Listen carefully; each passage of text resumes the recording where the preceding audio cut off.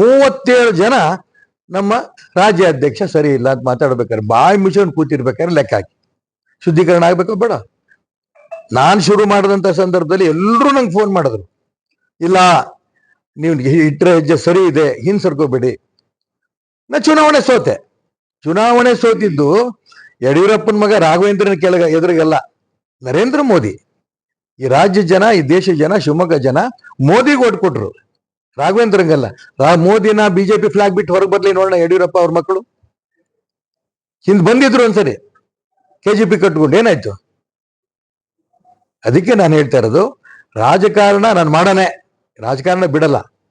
ನನಗೆ ಅಖಿಲೇಶ್ ಯಾದವ್ ಫೋನ್ ಮಾಡಿದ್ರು, ಅವ್ರ PA ಫೋನ್ ಮಾಡ್ರು. ಅಖಿಲೇಶ್ ಯಾದವ್ ಕಂಟೆಸ್ಟ್ ಮಾಡೋಂಥ ಸಂದರ್ಭದಲ್ಲಿ ಫೋನ್ ಮಾಡಬೇಡಿ ಅಂತ ಹೇಳಿದೆ ನಾನು. ಕಾಂಗ್ರೆಸ್ ನಾಯಕರುಗಳು ಫೋನ್ ಮಾಡಿದ್ರು.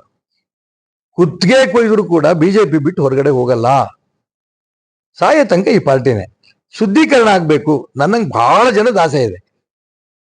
ಮೊದಲನೇ ಹೆಜ್ಜೆ ಇಟ್ಟಿದ್ದೀನಿ ನಾನು, ಇದು ಯಶಸ್ವಿ ಆಗತ್ತೆ ಅಂತ ನಂಬಿಕೆಯಲ್ಲಿದ್ದೀನಿ. ಕರೀತಾ ಇದ್ದಾರೆ, ನಾನು ಅದು ಚರ್ಚೆ ಆಗ್ಬೇಕು ಅಂತ ಹೇಳ್ತಾ ಇದ್ದೀನಿ. ಬಿಜೆಪಿಗೆ ಹೋದ ತಕ್ಷಣ MLA ನೋ MP ನೋ ಆಗ್ಬಿಟ್ರೆ ಇಷ್ಟು ಹೋರಾಟ ಮಾಡಿದ ಲಾಭ ಏನು? ಒಂದು ಆಸೆಗೆ ಒಂದು ಸ್ಥಾನಕ್ಕೋಸ್ಕರ ಮಾಡಿದ ಫೈಟ್ ಅಲ್ಲ ಇದು. ಇಡೀ ಮೋದಿ ಹೇಳಿದ್ದೇನು, ಕುಟುಂಬದಿಂದ ಮುಕ್ತ ಆಗ್ಬೇಕು. ಕರ್ನಾಟಕ ಭಾರತದಲ್ಲಿ ಇದೆ ತಾನೆ, ಮೋದಿ ಅಪೇಕ್ಷೆ ಕರ್ನಾಟಕದಲ್ಲಿ ಆಗ್ಬೇಕು ಅನ್ನಂತ ಅವ್ರ ಅಪೇಕ್ಷೆ ಪಟ್ಟಂತ ಸಂದರ್ಭದಲ್ಲಿ ಯಡಿಯೂರಪ್ಪನವರು, ರಾಘವೇಂದ್ರ ಅವರು, ವಿಜೇಂದ್ರ ಅವರು ಇದನ್ನ ಅರ್ಥ ಮಾಡ್ಕೋಬೇಕು ತಾನೆ.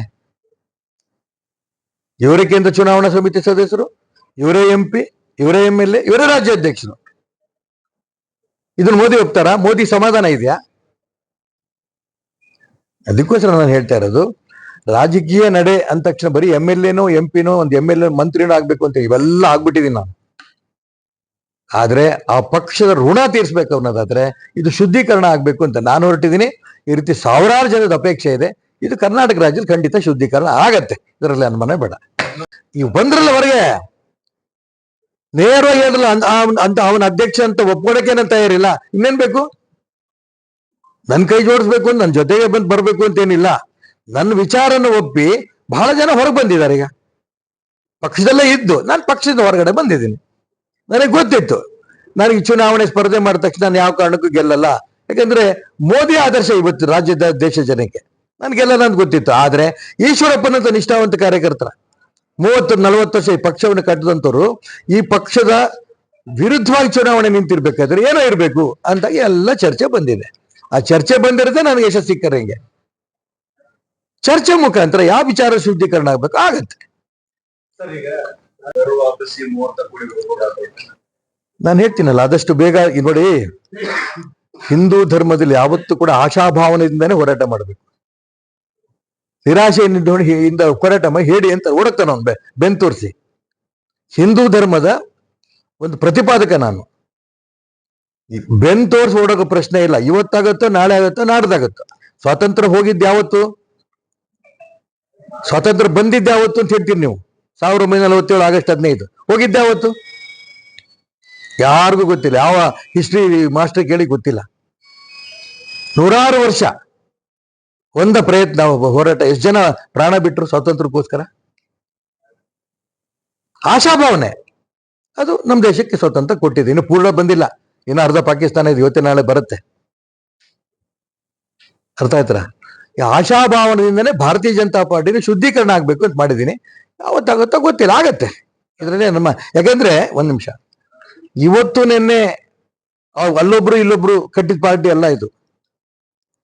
ಸಾವಿರಾರು ಜನ, ಒಂದು ಗ್ರಾಮ ಪಂಚಾಯತಿ ಮೆಂಬರ್ ಕೂಡ ನಾನು ಆಗಲ್ಲ ಅನ್ನೋದು ಗೊತ್ತಿದ್ರೂ ಕೂಡ ಹಿಂದುತ್ವ ಉಳಿಬೇಕು ಅಂತ ಅನ್ಕೊಂಡು ರಕ್ತವನ್ನ ಬೆವರು ರೂಪದಲ್ಲಿ ಸುರಿಸಿ ತಪಸ್ ಮಾಡಿ ಕಟ್ಟಿರಂತ ಪಾರ್ಟಿ ಇದು. ಈ ಅಪ್ಪ ಮಕ್ಕಳು ಹಾಳು ಮಾಡಕ್ಕಾಗತ್ತೆ ಇದನ್ನ? ಇದು ತಾತ್ಕಾಲಿಕ. ಯಶಸ್ಸಾಗತ್ತೆ. ನಮ್ಮ ಧರ್ಮ ಉಳಿಬೇಕು, ಹಿಂದುತ್ವ ಉಳಿಬೇಕು, ಮುಕ್ತ ರಾಜಕಾರಣ ಬೇಕು. ಸಾಮೂಹಿಕ ಚರ್ಚೆ ಒಂದಾದ್ರೂ ಕೇಳಿದ್ದೀರಾ? ಸಾಮೂಹಿಕ ನಾಯಕತ್ವ. ಈ ಮೊನ್ನೆ ಇನ್ನೊಂದು ಪಾದಯಾತ್ರೆ ಅಂತ ಕೇಳಿದೆ ನಾನು. ಅದಾಗತ್ತೋ ಬಿಡುತ್ತೋ ನಂಗೆ ಗೊತ್ತಿಲ್ಲ. ಅವ್ರು ಹೇಳಿದ್ ತುಂಬಾ ಸಂತೋಷ ಆಯ್ತು ನನಗೆ. ಸಾಮೂಹಿಕ ನಾಯಕತ್ವ ಇದು ರಮೇಶ್ ಜಾರಕಿಹೊಳಿನೂ ಹೇಳಿದ್ರು, ಬಸವನಗೌಡ ಪಾಟೀಲ್ ಯತ್ನಾಳ್ ಹೇಳಿದ್ರು, ಅರವಿಂದ್ ಲಿಂಬಾವಳಿನೂ ಹೇಳಿದ್ರು, JM ಸಿದ್ದೇಶ್ ಹೇಳಿದ್ರು, ಎಲ್ಲರೂ ಹೇಳಿದ್ರು. ಒಟ್ಟಿಗೆ ಕೂರ್ತಿದ್ವಿ ನಾವು. ಅನಂತಕುಮಾರ್, ಯಡಿಯೂರಪ್ಪನವರು, ನಾನು, VS ಆಚಾರ್ಯರು, ರಾಮಚಂದ್ರ ಗೌಡ್ರು ಎಲ್ಲರೂ ಒಟ್ಟಿಗೆ ಕೂತು ಚರ್ಚೆ ಮಾಡಿ ಕಾರ್ಯಕ್ರಮಗಳು ತೀರ್ಮಾನ ಮಾಡ್ತಿದ್ವಿ. ಒಂದು MLA, ಒಂದು MP ಲಿಸ್ಟ್ ಮಾಡ್ಬೇಕಾದ್ರೆ ಎಲ್ಲರೂ ಒಟ್ಟಿಗೆ ಕೂರ್ತಿದ್ವಿ. ಈಗ ಇವ್ರು ಯಾರು ಬೇಕೋ ಅವ್ರ MLA, ಇವ್ರು ಯಾರು ಬೇಕೋ ಅವ್ರಿಗೆ MP, ಇವ್ರು ಯಾರು ಬೇಕೋ ಅವ್ರ ಪದಾಧಿಕಾರಿಗಳು, ಎಲ್ರಿಗೂ ಸಿಟ್ಟಿದೆ ರಾಜ್ಯದಲ್ಲಿ. ಅದು ತಡ್ಕೊಳಕ್ಕಾಗದೆ ನಾನು ಶುರು ಮಾಡಿದ್ರೆ ಋಣ ತೀರ್ಸ್ಬೇಕು ಅಂತ, ಅದಕ್ಕೆ ₹1 ಬರುತ್ತೆ. ವಿಜೇಂದ್ರನೇ ಇಡೀ ಕರ್ನಾಟಕ ರಾಜ್ಯ ಭಾರತೀಯ ಜನತಾ ಪಾರ್ಟಿ ಯಾರು ಬಿಡ್ತಿಲ್ಲ. ವಿಜೇಂದ್ರ ನೀನ್ ಅಧ್ಯಕ್ಷ ಆಗಿ ಮುಂದುವರಿಯೋದೇ ನಮ್ಗೆ ಇಷ್ಟ ಇಲ್ಲ ಅಂತ ಇಡೀ ರಾಜ್ಯದ ಕಾರ್ಯಕರ್ತರು ಹೇಳ್ತಿದ್ದಾರೆ. ಹಂಗಾಗಿ ವಿಜೇಂದ್ರ ಬಗ್ಗೆ ಮತ್ ಮಾತಾಡೋಂತ ಅವಶ್ಯಕತೆ ಇಲ್ಲ.